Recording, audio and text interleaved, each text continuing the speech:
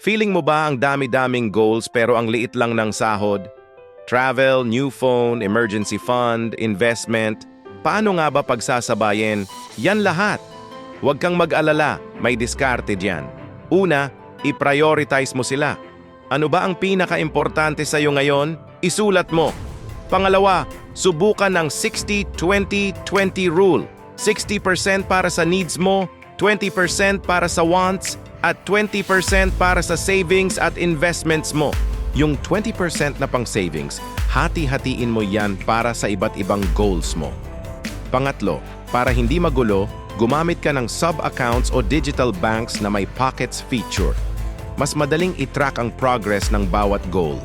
Pang-apat, i-automate mo na. Mag-set up ka ng automatic transfer para siguradong may napupunta sa bawat goal mo kada sahod. At syempre, i-review mo regularly. Tignan mo kung ano na ang progress mo at kung kailangan mong i-adjust ang strategy. Simple lang, di ba? Para sa mas marami pang matalinong budgeting tips, i-follow at subscribe na sa Money Smart PH. Salamat sa panonood